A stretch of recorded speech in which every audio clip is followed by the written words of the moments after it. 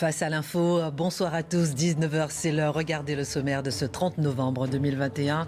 C'est une page qui se tourne chez Twitter. À la tête de l'entreprise depuis 2015, le cofondateur Jack Dorsey a décidé de laisser la main. S'il laisse un empire économique et numérique conséquent, en quoi ce réseau social a-t-il considérablement bouleversé la vie politique et comment a-t-il changé la façon de faire de la politique? L'édito de Mathieu Bock-Côté. Il n'est plus temps de réformer la France, mais de la sauver. Propos d'Éric Zemmour, officiellement candidat à l'élection présidentielle. 10 semaines après son départ de Face à l'info, 10 minutes d'explication dans une vidéo sur le net, avant un journal de TF1 ce soir. Le fond, la forme, la structure de son discours, ce lancement de campagne, est-il réussi? Quelle campagne pourra-t-il désormais mener? L'édito de Mathieu Bock-Côté. Le dernier portrait social de la France établi par l'INSEE montre une véritable radiographie du pays en 2021. Démographie, éducation, emploi, revenus, logement, santé. Et un point interpelle, la crise sanitaire a laissé de lourdes séquelles psychologiques, surtout chez les jeunes. Où en est-on après 20 mois de Covid? Analyse Dimitri Pavlenko. Tous les spécialistes s'alarment. Dès l'école primaire, un élève sur deux a déjà eu accès à un contenu pornographique.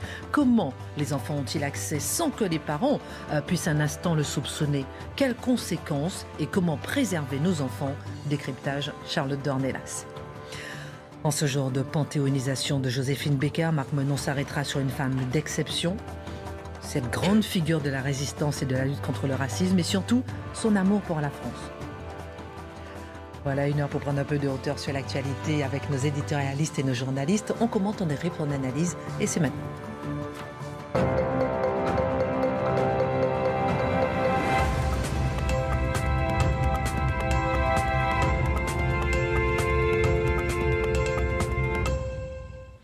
Bonsoir à tous, ravi de vous retrouver. Bonsoir Charlotte qui nous revient ce soir. Bonsoir, avec joie. Voilà, c'est le jour J.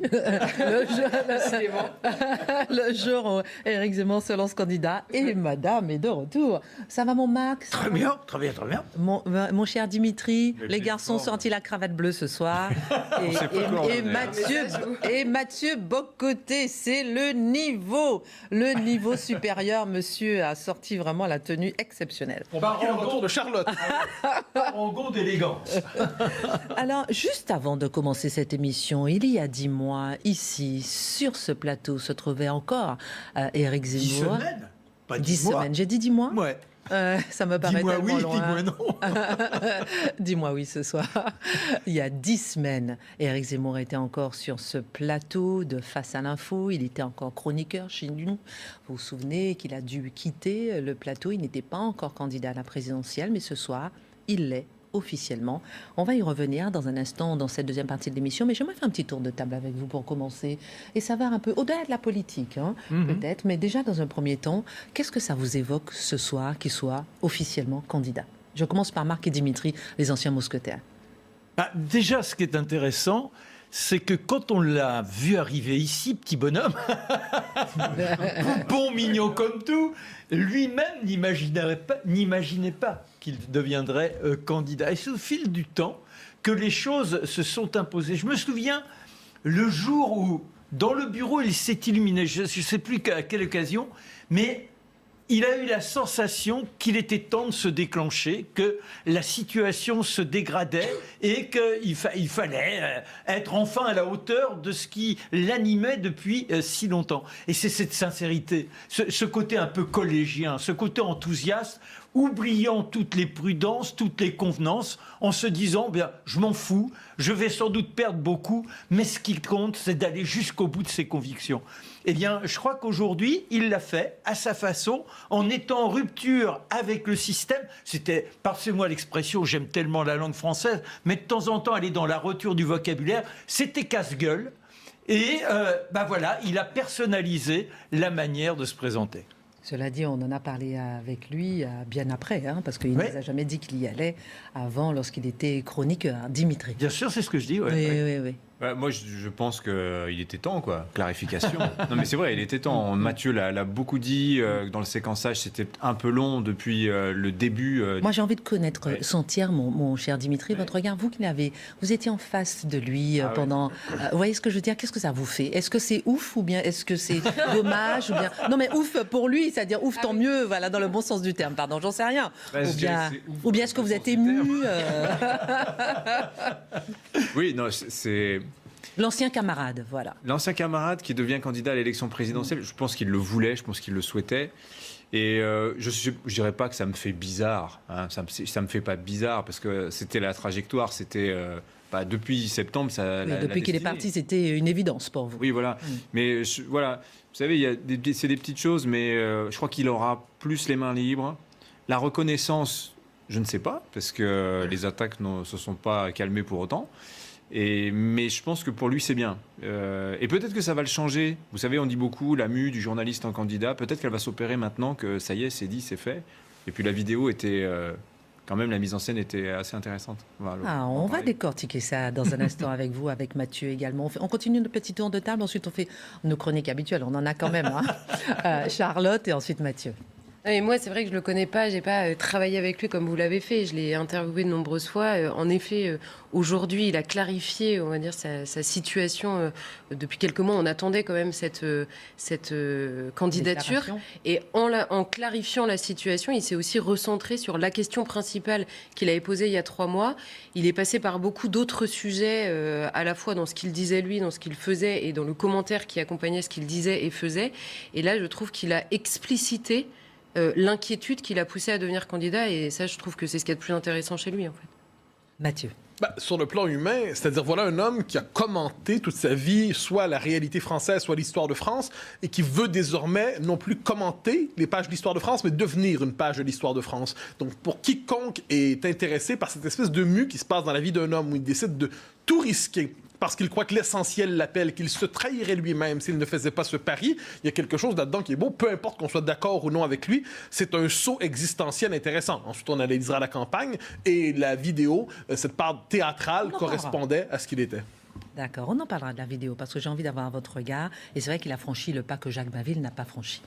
Alors, on va voir ce soir sur CNews un grand reportage sur Éric Zemmour. Éric Zemmour, le dynamiteur, réalisé par Bernard de la Villardière. Non, c'est demain soir, mercredi à 21h15. Je voulais l'annoncer. Alors, on commence nos chroniques, ensuite on va revenir sur Éric Zemmour. D'abord, Éric Zemmour, il s'est annoncé sur YouTube. Ça a quand même interpellé. Il est très présent sur Twitter. Et on va parler un petit peu avec vous de Twitter et de la façon dont Twitter a façonné la vie politique. Jacques Dorsey, le fondateur de Twitter, a décidé de passer la main à la tête de son entreprise. L'occasion est belle, selon vous, de revenir donc sur la façon dont Twitter a transformé non seulement le regard sur la politique, mais aussi la façon de faire de la politique. Oui, en fait, c'est la twitterisation de la démocratie depuis un peu plus d'une décennie, mais tout cela s'est accéléré ces dernières années. Alors, on pourrait dire qu'il y a de très bonnes choses qui s'y font, de très mauvaises aussi.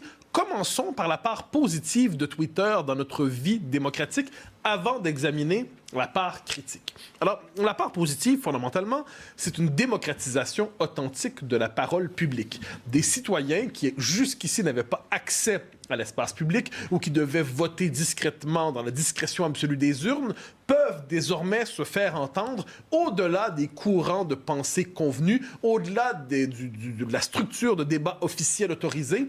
Ils peuvent se faire entendre. C'est la possibilité pour le peuple de surgir clairement dans la vie publique. Et de ce point de vue, pour qui est attaché à l'idée d'une parole populaire, c'est quelque chose de fondamentalement positif, qui peut avoir des aspects négatifs, on y reviendra. Ensuite, je pense que c'est essentiel, des courants de pensée qui n'avaient pas accès à l'espace public ont pu ainsi pénétrer l'espace public, ont pu y avoir accès, ont pu se faire entendre et ont ainsi complexifié notre représentation du débat public, quelquefois entre des options qui étaient étouffantes, de la diversité des points de vue, là, certains points de vue qu'on disait marginaux, inexistants, insensés, mais lorsqu'on ouvre l'espace public, des citoyens peuvent se faire entendre, des courants de pensée peuvent se faire entendre. Mais plus encore que des courants de pensée, je crois que c'est une part du réel qui a pu s'exposer. Et ça, c'est fondamental. Prenons par exemple les questions de sécurité dont on parle souvent sur ce plateau. Trop souvent, on nous dit sentiment d'insécurité, tout cela n'existe pas vraiment, est-ce qu'on n'exagère pas un peu? Maintenant qu'on peut voir en direct ce qui se passe, et là les scènes se multiplient, elles sont quotidiennes, elles sont nombreuses, on les voit chaque jour et plusieurs fois par jour, d'un coup tous ceux qui niaient l'existence par exemple de l'insécurité, tous ceux qui niaient l'existence de cette décomposition française, de ce qu'on appelle les territoires perdus de la République, qui sont quelquefois des zones de non-France, il faut bien le dire, mais tout ça nous a été exposé, une part du réel a finalement accès au domaine public, il n'est plus possible d'inhiber l'expression de la réalité comme hier. Et dernier élément positif dans cet esprit, et là ça nous lie à l'actualité immédiate, pour les hommes politiques directement. Trop souvent, les politiques sont condamnés, lorsqu'ils interviennent publiquement, à voir leurs paroles mutilées, hachurées, décomposées, instrumentalisées, détournées par des journalistes qui n'attendent de leurs paroles. Ils cherchent la phrase qui va confirmer l'image qu'ils se font déjà de cet homme politique. Ils guettent la phrase qui va confirmer les préjugés qu'ils ont à son sujet. Et donc, ça fonctionne comme ça. Et là, Twitter permet de s'adresser directement au peuple. Les réseaux sociaux, plus largement, permettent de s'adresser directement à la population en faisant l'économie d'une médiation journalistique qui n'a pas toujours été honnête ces dernières décennies et qu'il est quelquefois nécessaire de confronter en disant « Voilà ce que les journalistes vous rapportent de ma parole publique, voilà désormais ce que j'en dis moi-même. » Et ça permet de faire éclater quelquefois un discours qui se dit journaliste mais qui est militant, qui recrée de ce point de vue une relation directe entre la classe politique et les électeurs, ce qui n'est pas un détail. Ça, c'est pour le positif. Ouais, parce que le négatif existe aussi, hélas. Alors, en démocratie, la figure du peuple, elle est centrale, mais elle peut se manifester de deux manières. Soit à travers le corps électoral, et là, donc, c'est à travers les procédures, les processus électoraux ou référendaires qui permettent au peuple de se prononcer. Et ça, c'est la part noble de la démocratie. C'est aussi, hélas, quelquefois, la foule lyncheuse. Et les réseaux sociaux, et Twitter en particulier, ont créé les conditions matérielles, technologiques, virtuelles, tout ça à la fois, de la recomposition de la foule lyncheuse dans nos sociétés. Et ça, on le voit, ça active, en plus dissimulé par les joies de l'anonymat, ça permet, ça excite la plus mauvaise part de la bête humaine, la possibilité de participer au lynchage du jour. J'ai quelquefois l'impression que les réseaux sociaux ont provoqué une forme de mutation psychologique. On se réveille le matin, on est à la recherche de son shoot d'indignation. Qu'est-ce que je vais détester aujourd'hui? Qui est le salaud du jour que je dois dénoncer? Hashtag méchant pas gentil. Bon, c'est un rituel presque quotidien, et ça, pour moi, c'est un vrai problème. C'est-à-dire que ça ramène les passions politiques dans leur part la plus basse. C'est le désir d'humilier, de souiller, de lyncher, de piétiner. Et de ce point de vue, une forme de carrousel des indignations. Et les réseaux sociaux, de ce point de vue, excitent la mauvaise part de la vie publique. Et ils créent aussi, et Twitter, encore une fois, la peur de la réaction sur les médias sociaux dont nous parlons beaucoup, fait en sorte que plusieurs en viennent à s'auto-censurer. Ils redoutent terriblement l'idée d'une tempête sur les réseaux sociaux.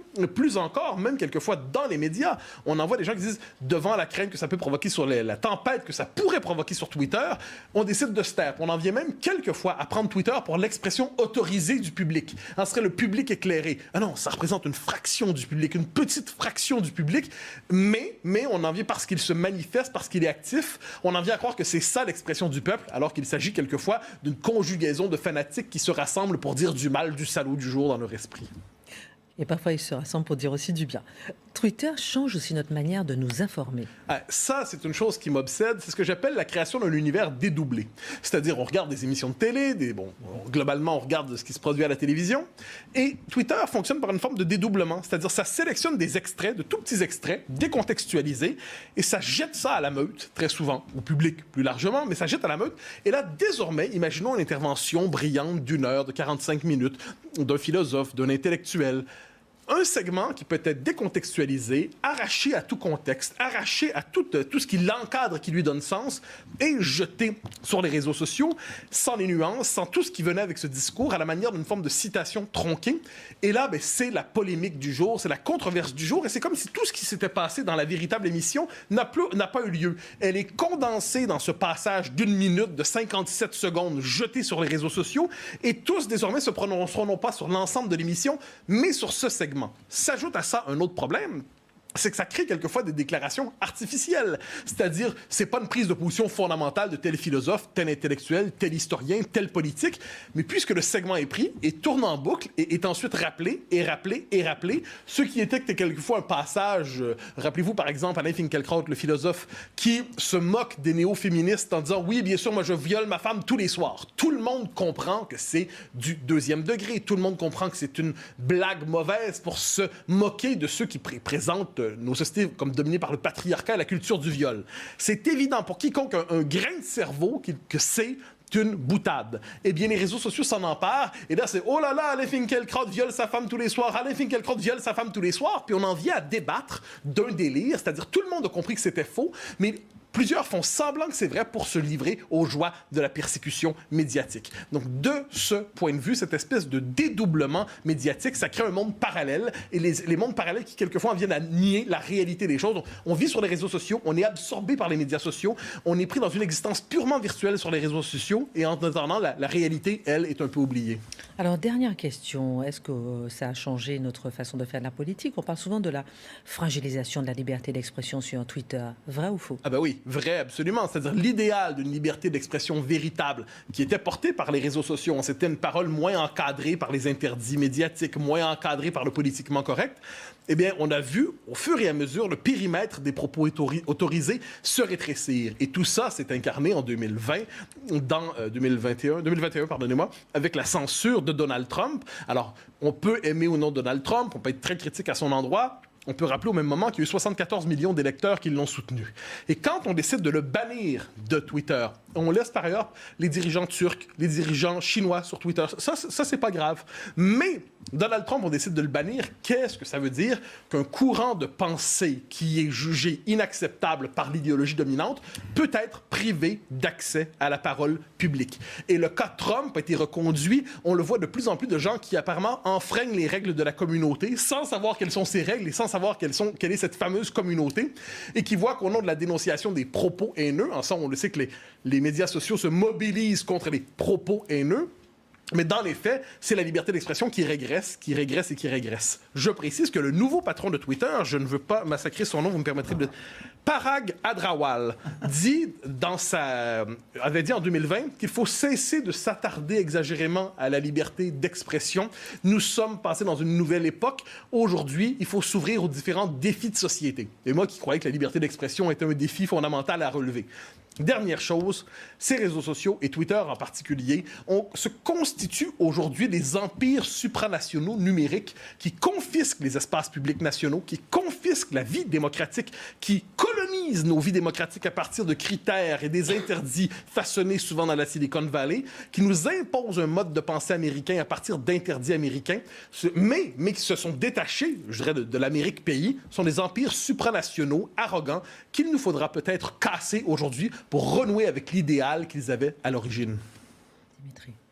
Le problème de Twitter, c'est que vous cassez pas Twitter. C'est pas comme Facebook, vous pouvez pas l'attaquer sous l'angle du monopole, où ils sont trop gros, où ils ont 4 réseaux sociaux. Non, Twitter, c'est petit, mais en revanche, le pouvoir d'influence excède la taille de l'entreprise.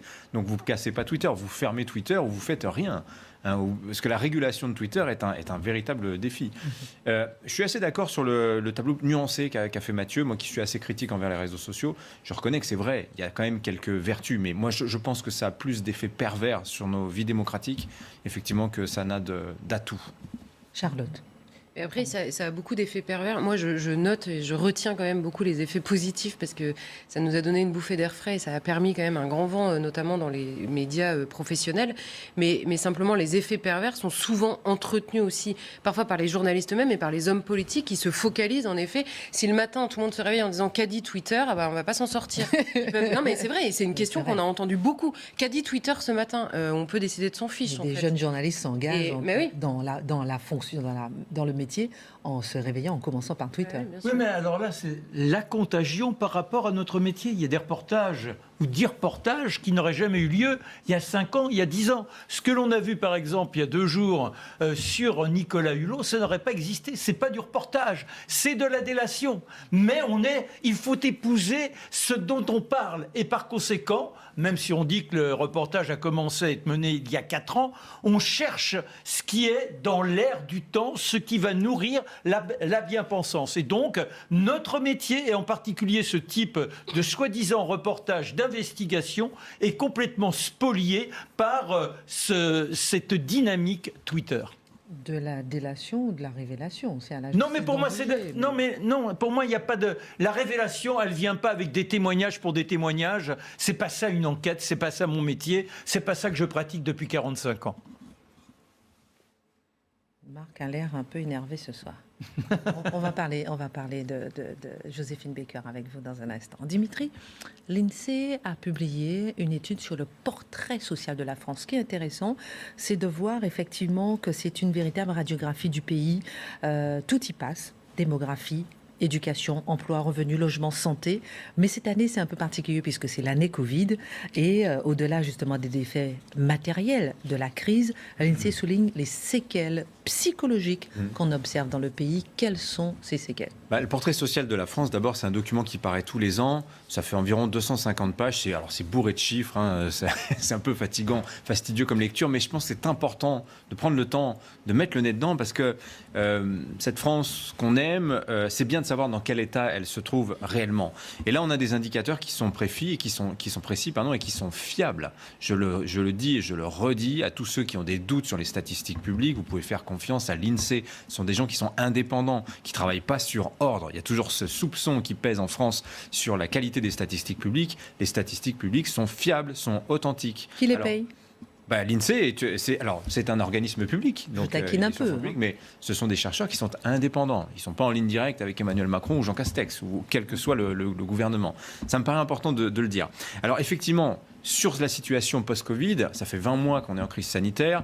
Alors, par-delà les pertes de PIB, les points de dette, les points de déficit qui s'envolent, ce que l'on voit et ce qui ressort aussi de ce portrait social 2020-2021, c'est que on voit effectivement les séquelles psychologiques. Alors d'abord, il y a le poids des morts. Et là, le compte est arrêté à la 4e vague de Covid, 116 000 morts. Et ça se traduit statistiquement d'abord par une baisse de l'espérance de vie en France. On perd 6 mois d'espérance de vie. Les hommes et les femmes, les hommes un peu plus que du côté des femmes. Donc symboliquement, c'est déjà fort pour un pays qui avait cette idée d'une espérance de vie qui ne cessait de progresser. Mais la première séquelle psychologique, c'est que les jeunes ont reporté tous les projets bébés l'an dernier. Alors pas tous, évidemment, mais il y a eu 760 000 naissances, quelque chose de cet ordre. Mais c'est beaucoup moins que les années précédentes et c'est même la plus forte baisse de naissances depuis la fin du baby-boom. Les grandes épidémies de grippe du XXe siècle n'ont pas autant atteint la natalité que le Covid sur l'année dernière. Quand même. Pourtant, ils étaient confinés. Pardon ? Pourtant, ils étaient confinés. Pourtant, ils étaient confinés, vous avez raison. Il y avait des occasions de se croiser. Il y avait des occasions de se croiser. Mais c'est vrai, donc c'est d'autant plus fort ce que vous dites. C'est d'autant plus important, l'impact est d'autant plus violent. Non, mais c'est vrai. Celui-là, il est impayable. Non, mais dans certains départements, cet hiver, vous avez eu jusqu'à moins 18% de naissances par rapport à un mois, on va dire, à peu près normal. Donc, alors, il y a eu un petit rattrapage au printemps. C'est le moment où, effectivement, il y a une espèce de réouverture de l'économie. Mais malgré tout, si vous regardez les chiffres, le solde naturel, c'est-à-dire la différence entre les naissances et les décès, on est à plus 67 000. À la grande époque du baby-boom, on était à plus 500 000 naissances, certaines années. Mais c'est moins ce solde naturel que le solde migratoire, plus 87 000. Le solde migratoire, d'ailleurs, n'a pas tellement bougé en 2020, malgré la fermeture des frontières, par rapport à 2019 et 2018. Je trouve ça plutôt intéressant. Alors ensuite, sur le plan économique, là, c'est très intéressant, c'est qu'on a un juge de paix sur la polémique du pouvoir d'achat. Vous savez, le gouvernement a dit... Le pouvoir d'achat n'a jamais autant progressé depuis Jacques Chirac que sous le mandat d'Emmanuel Macron. À quoi les gens répondent quand on leur pose la question dans les sondages ? C'est faux, moi j'ai l'impression qu'au contraire mon pouvoir d'achat a baissé. Alors là on a une explication qui est un petit peu complexe, mais vous allez comprendre. L'INSEE d'abord nous confirme que les revenus des ménages, les revenus primaires, c'est-à-dire les revenus du travail et du patrimoine, l'argent que vous gagnez, le salaire, ou si vous êtes un indépendant, votre chiffre d'affaires, ou bien si vous avez du patrimoine, les revenus que vous encaissez, Tout ça, en moyenne, ça a baissé de 4% pour l'ensemble des Français, la moyenne nationale. Pour les indépendants, et ils sont nombreux en France, les indépendants, c'est moins 8%. Mais, quoi qu'il en coûte, l'État a injecté sous forme de prestations diverses et variées, donc chômage partiel, prestations sociales, aide directe, etc., 50 milliards d'euros. C'est plus que le revenu qui a été perdu par les Français. Pourtant, on a perdu 8% d'heures travaillées. On a travaillé 8% en moins et on a gagné autant de revenus. On devrait se dire, formidable, mon pouvoir d'achat a stagné. Seulement, il y a un effet pervers, c'est que cette généralisation de l'assistanat, tout le monde a fait l'expérience de l'assistanat pratiquement, ceux qui ont connu le chômage partiel notamment. Eh bien, ça crée un sentiment d'inquiétude, un sentiment de fragilité. Et si demain, l'État n'a plus les moyens de payer, qu'est-ce que je vais devenir, moi ? Vous voyez, donc tout cet argent qu'on a perçu, qu'on n'a pas pu dépenser parce que les commerces étaient fermés, eh bien, qu'a-t-on fait ? On l'a épargné. Et les chiffres sont stratosphériques, on en a beaucoup parlé. 180 milliards de surépargne. La surépargne, c'est ce qui est épargné en plus par rapport à d'habitude. Et sur les comptes courants, donc l'argent que vous avez, vous retirez avec votre carte bancaire, plus 500 milliards d'euros actuellement. Donc les Français, vous voyez, sont très loin d'être pauvres. Seulement, comme ils n'ont pas pu consommer, que tout a été compliqué, il y a eu ce sentiment d'une baisse du niveau de vie. Vous voyez l'explication sur la question du pouvoir d'achat.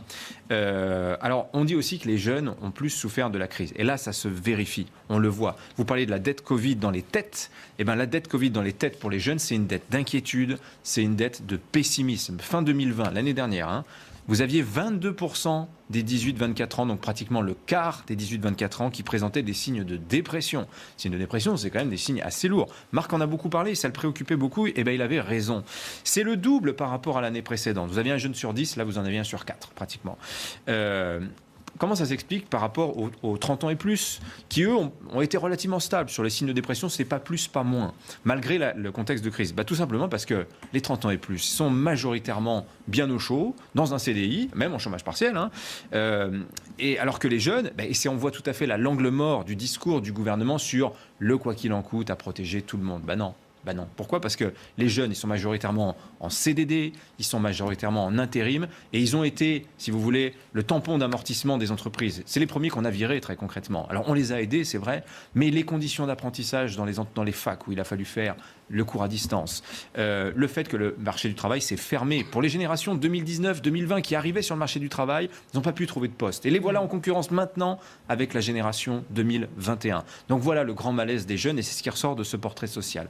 Il y a un dernier élément qui est très intéressant, c'est le logement. Je vous donne les chiffres, vous allez voir, sur les inégalités. On est un pays de propriétaires, 58% des Français possèdent leur logement, sont propriétaires. Mais un petit quart des propriétaires, 24%, détient plus des 2/3 des maisons ou des appartements, 68%.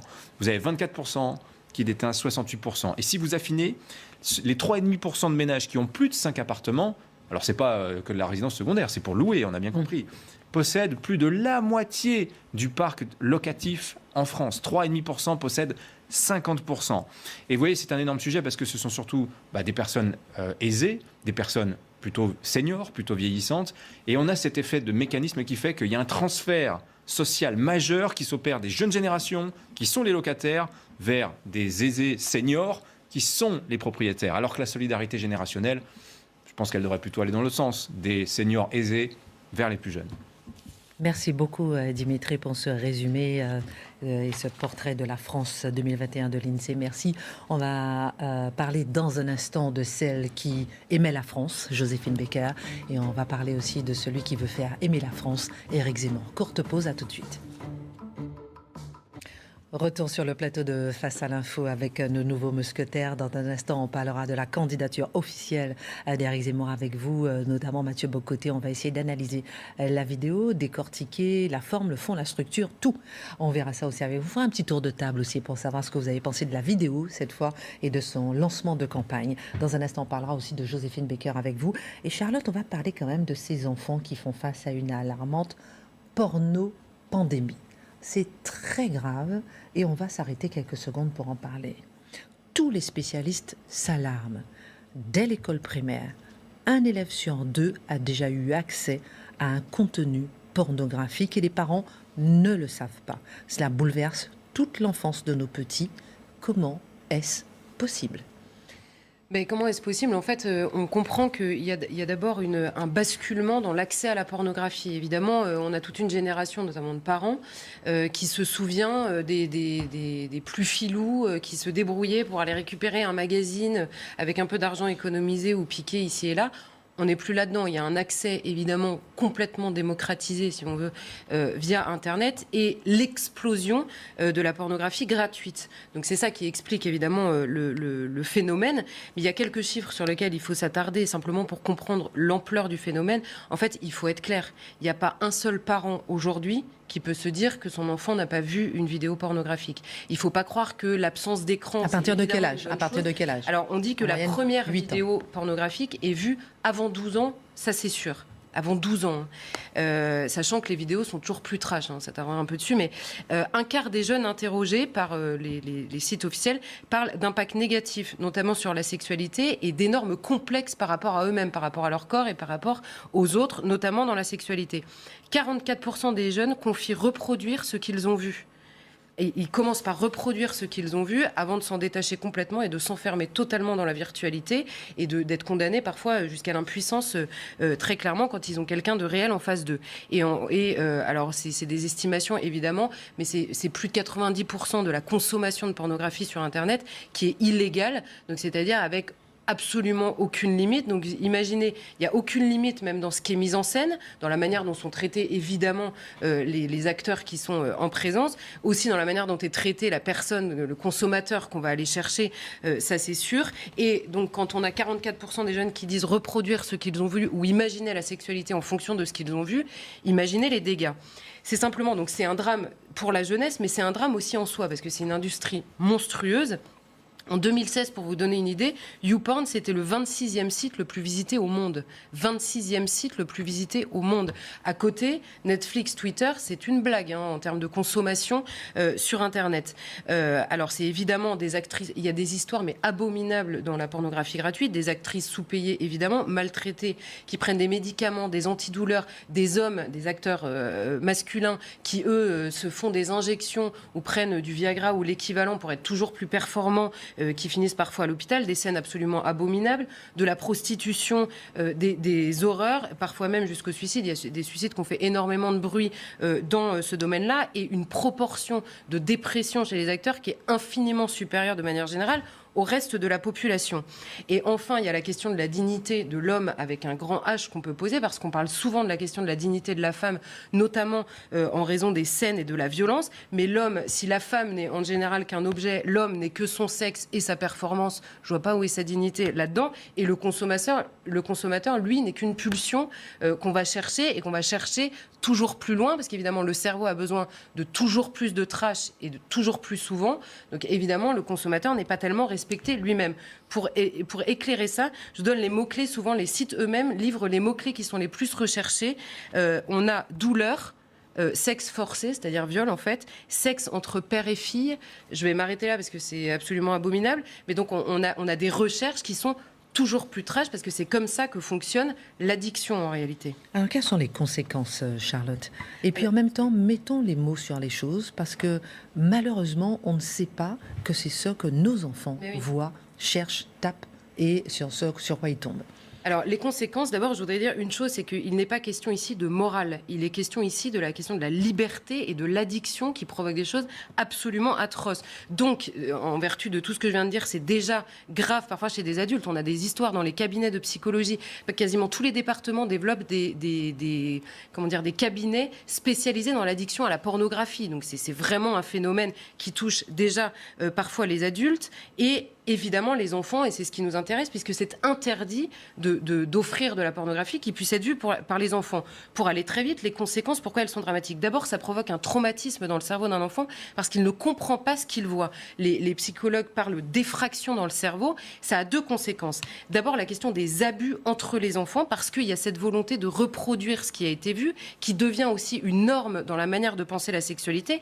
Il y a des histoires dans les collèges et maintenant dans les primaires d'abus entre les enfants, entre des frères et sœurs, je teste sur l'enfant qui est en face de moi ce que j'ai vu. Il y a la question des nudes. Vous savez, les gamins se demandent entre eux, envoie-moi une vidéo de toi, envoie-moi une vidéo de toi en train de se masturber. On se filme pendant que tu me fais ci et que tu me fais ça. Ensuite, ça va sur les réseaux sociaux. Et il y a évidemment l'abolition absolue de la norme. Et vous avez des témoignages de gamins de 8 ans qui vous racontent ce qu'est pour eux une relation sexuelle. C'est absolument atroce. À la suite de ça, il y a la question de l'addiction. Et là, on comprend que c'est bien plus large que pour les enfants. L'addiction définie comme la perte de liberté de s'abstenir. C'est tout simplement, c'est aussi simple que ça. Et là, en fait, ça choque, ça dégoûte, surtout chez les enfants, mais le cerveau demande toujours plus et toujours plus souvent. C'est évidemment pas le cas chez tout le monde, mais c'est le cas chez suffisamment de gens pour que ce soit inquiétant.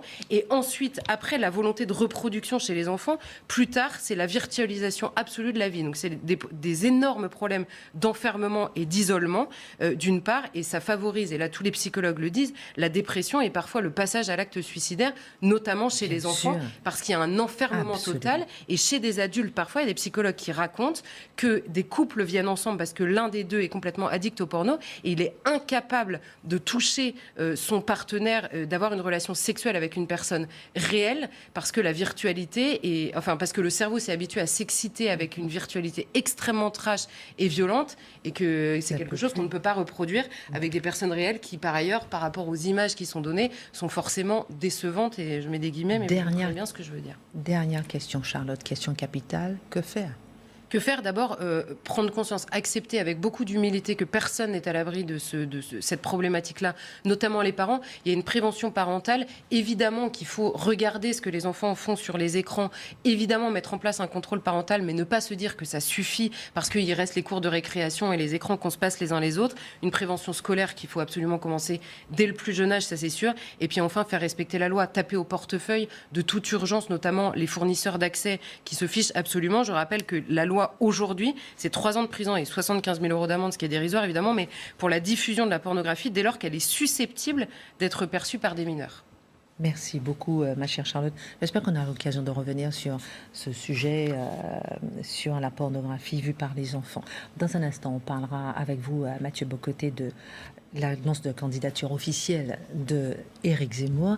Juste avant, Joséphine Baker, aujourd'hui, elle est entrée au Panthéon. Jour important pour cette femme, grande figure de la résistance, grande figure de la lutte contre le racisme et cette femme qui aimait la France.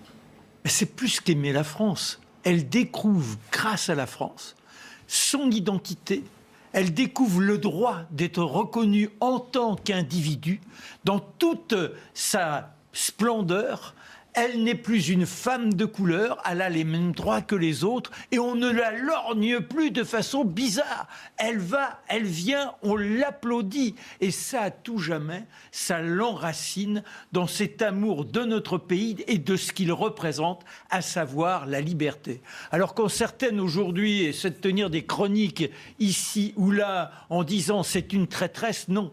Cette femme nous témoigne que la France était le lieu, le cocon où on pouvait découvrir ce qu'était le droit d'être un être humain. Et ça, c'est primordial. Passons tout ce qui constitue cette expérience en France. Passons la glorification qu'elle mérite grâce à ses actions durant la résistance. Et voyons le lieutenant Baker, pas Baker. Je l'ai dit hier, elle veut qu'on l'appelle Baker. Elle est française. Et en 1848, elle est mariée avec Jo Bouillon. Et elle dit, c'est pas possible. Il faut véritablement que nous constituions ensemble une famille. 5 enfants de toutes les couleurs pour que l'on montre que l'humanité est appelée à tout jamais à la fraternité, à la belle âme, à cette splendeur du cœur. Dit-il, pourquoi pas? Il est lui aussi dans ce chatoiement en espérant que notre monde pourra un jour s'ouvrir à cette plénitude dans la paix. Ah oui, mais tout ça, ça va demander de l'argent. Et d'autant qu'elle a acheté les Milandes. C'est formidable, les Milandes, 100 hectares, un château. Là, oui, il est un peu délabré. Où trouver l'argent? Il suffit de chanter. Alors, j'ai 2 amours. Elle chante ici, elle chante là. Et un jour, elle est au Japon. Et au Japon, elle découvre des pauvres gamins qui ont été victimes de ce cataclysme nucléaire. Les parents ont disparu et ils sont là, ils attendent quoi ? Un hypothétique avenir. Je l'ai vu, elle repart avec 2 enfants, ce sont les 2 premiers comme ça. Elle va les cueillir, je dirais, d'un pays à l'autre, une autre fois. Alors, on est vite à 6, à 7, un jour, elle est à Paris, et on lui dit, regardez ce petit bonhomme-là, et il a été découvert dans une poubelle hier, un peu de plus, les éboueurs le prenaient, et il terminait dans le tas d'ordures. Je le veux, ce chétif. Et on en arrivera à 12. Mais tout ça, ça coûte des fortunes. Il faut restaurer le château. Et tout s'en va. Alors elle chante, elle va partout. Et Bruno Catratrix l'accueille à l'Olympia. Ça ne suffit pas. Jo Bouillon est désespéré, lui dit « Mais il faut que trouver d'autres solutions. » Elle n'accepte rien. Elle est dans ce désir, de ce rêve absolu. Et à la fin, eh bien, elle est obligée de constater que malheureusement, le château, il va lui être retiré. Et ses enfants risquent également de lui être retirés. Et la voilà à Bobino. Je suis obligé de passer les détails. Mais la voilà à Bobino. Elle a d'abord été accueillie par Jean-Claude Brialy, qui a ouvert un music-hall rien que pour elle. Et la voilà à Bobino, mais elle est épuisée. Et elle a 3 attaques. Et un jour, malheureusement, après avoir eu la chance d'être accueillie à Monaco, qui est son dernier espoir, la princesse Grace, pour la fête de la Croix-Rouge, et qui lui dit « Regardez ici, mais plus personne ne fait attention à elle. » Et alors que le public tourne la tête, c'est une réception de charité, le gala de la Croix-Rouge, elle se met, à 63 ans, elle se met là, à danser comme il n'est pas permis. Et ce sont les applaudissements, la standing ovation, ça la relance. Elle mourra après avoir eu la chance d'être accueillie de nouveau à Bobino, une soirée qu'elle veut souhaiter avec ses amis à l'hôtel Bristol. Malheureusement, dans la nuit, elle est cueillie par la grande faucheuse. Elle passera une dernière fois devant Bobino. Une grande cérémonie est donnée à la Madeleine. Pierre Spirce, on passe d'abord devant Bobino, on a laissé les lumières scintiller, Joséphine, et dans ce cœur rempli, Pierre Spirce passe aux grandes orgues et joue « J'ai 2 amours, mon pays et Paris. »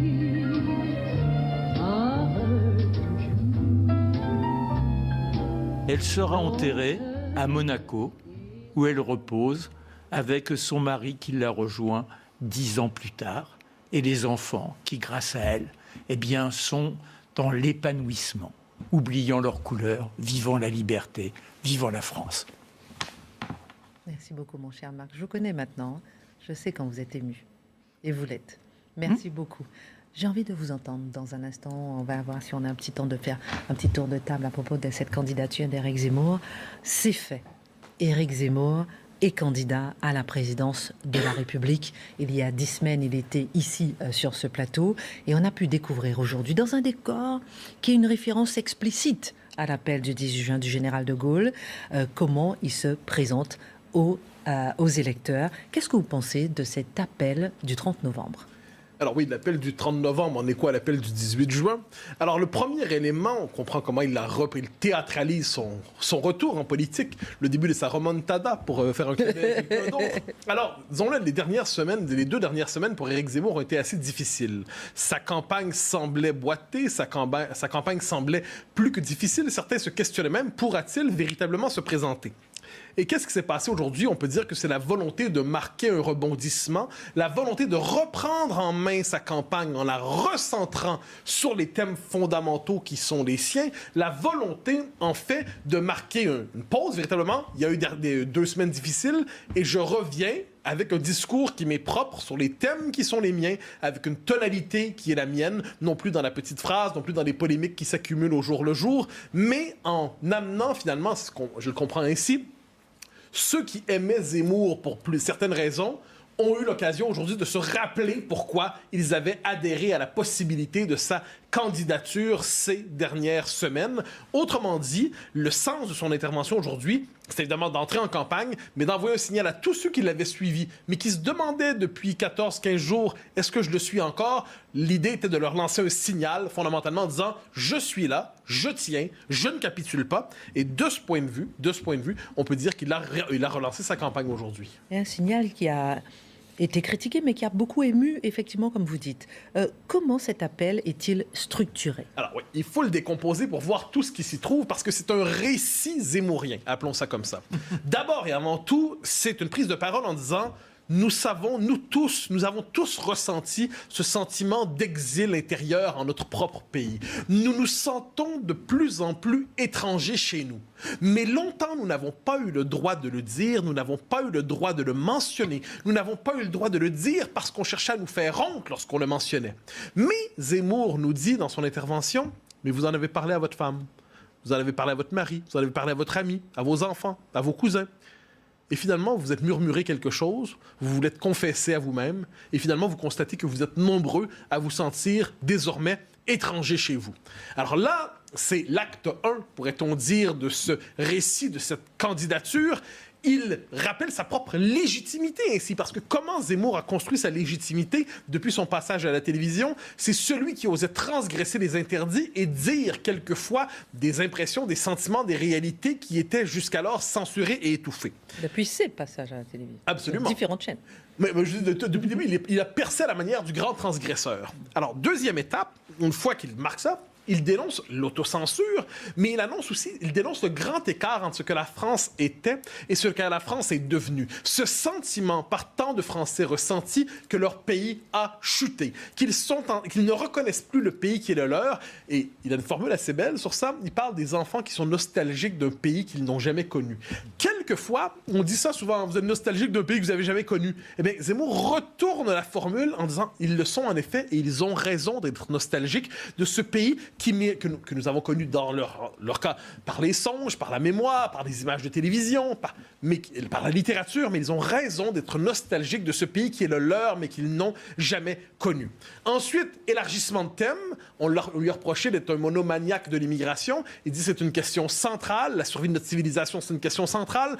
Mais je ne suis pas étranger aux autres thèmes qui sont dans la campagne. Il envoie le signal, je suis au courant. Ce qu'on vous a dit est faux. Je suis au courant. La suite est marquante. Il nous dit, finalement, j'ai longtemps joué le rôle de Cassandre. J'ai le rôle du prophète, en quelque sorte. Je dis, voilà, ça va mal, en espérant que quelqu'un d'autre fasse le travail à ma place. Et là, il y a le défilé de tous les politiques.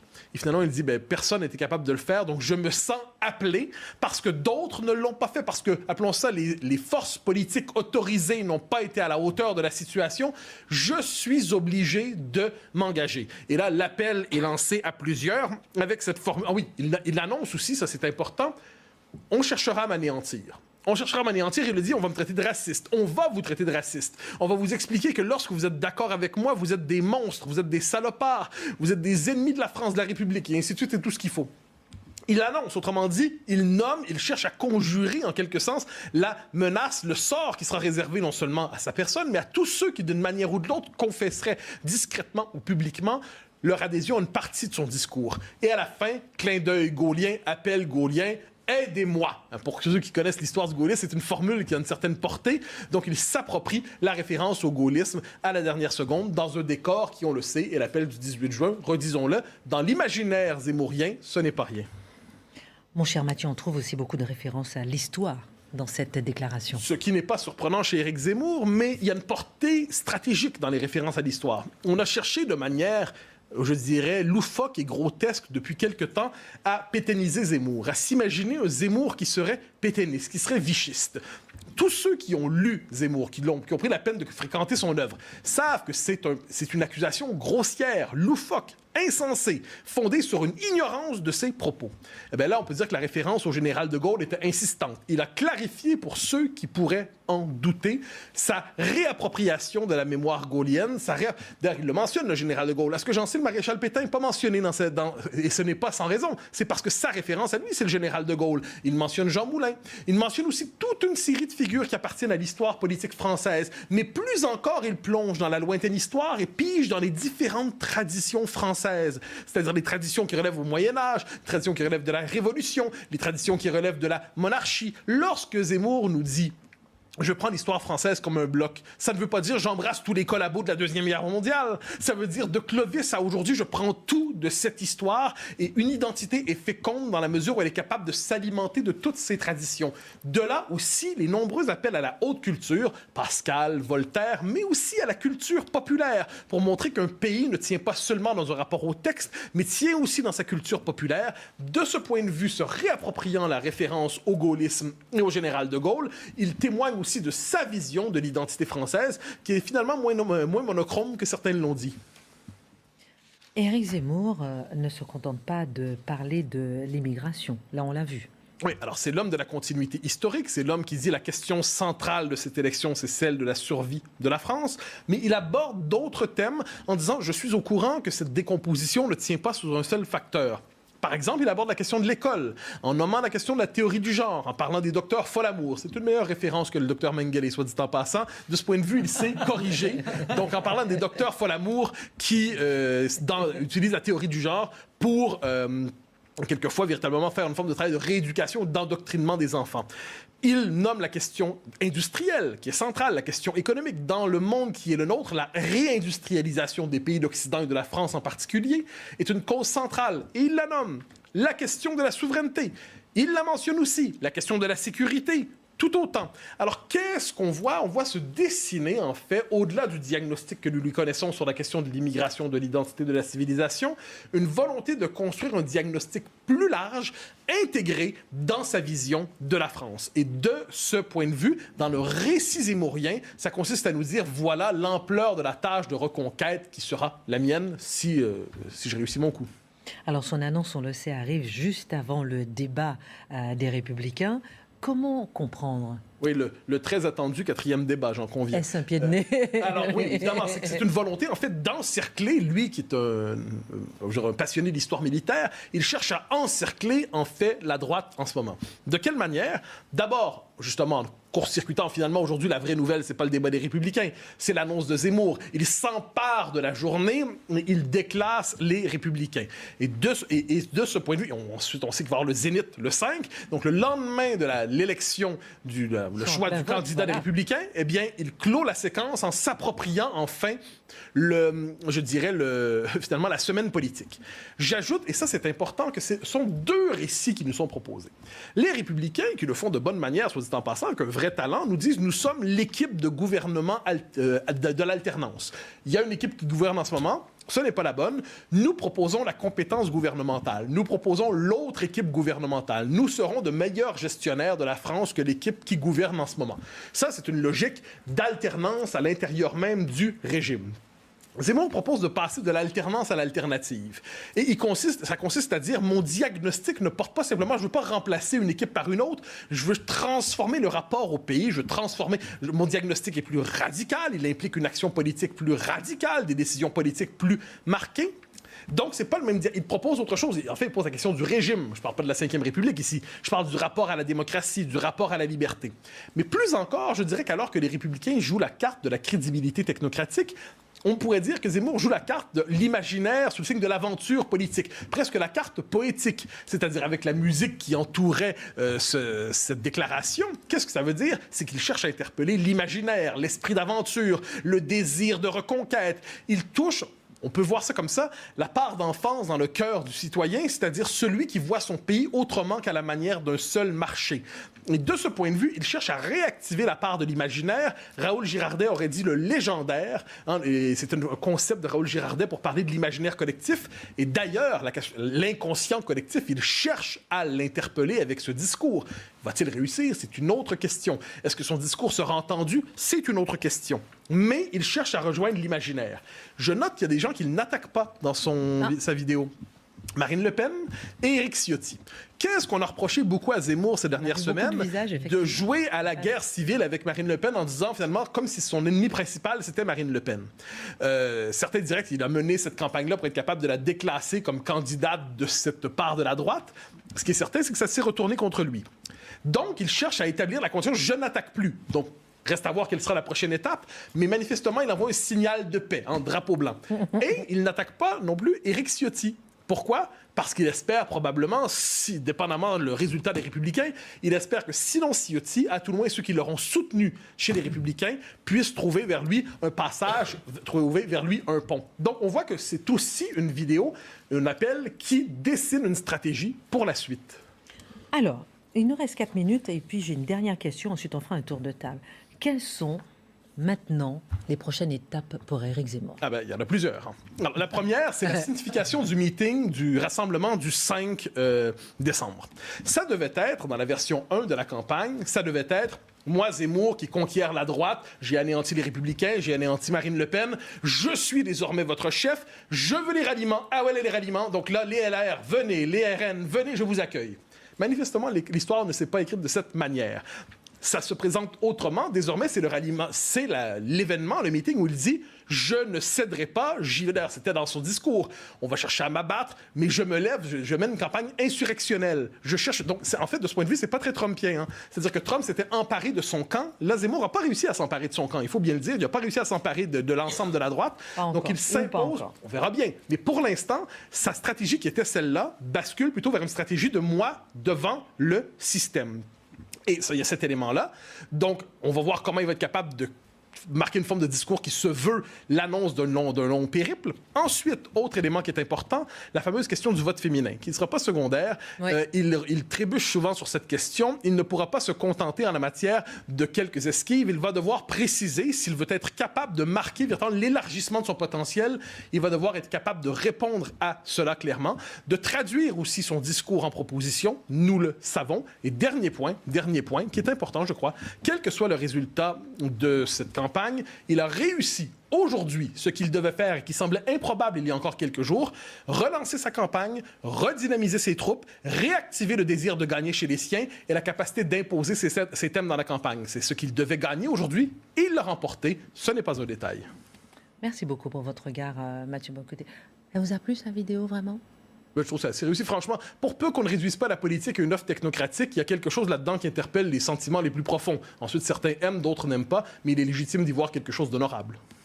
On fait un petit tour de table, 2 minutes pour terminer. Mon cher Marc, quand vous avez vu cette vidéo, qu'est-ce que vous vous êtes dit? Sincérité, authenticité et ne plus être dans une politique de boutiquier, mais être simplement dans l'idée d'une France, une France qui existe en tant que telle et qui est fière de sa culture. Ce n'est pas une France de l'exclusion, c'est une France de l'assimilation, c'est une France qui porte le message de Joséphine Baker, à la fois donc la liberté et la fraternité, contrairement à ce que certains pourraient penser.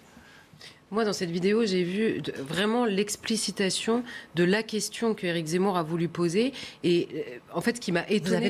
Vous avez le droit de dire du mal. Hein, non, mais moi, je ne m'attarde pas sur la forme parce qu'elle, moi, personnellement, elle m'a déstabilisée et je vois que c'est très partagé, en fait, la forme, le déstabilisé en positif ou en négatif? Ça vous a plu Moi, j'ai pas compris au début. D'accord, mais après... Donc, je me suis attardée sur le fond de cette vidéo, qui est quand même, en général, le plus important.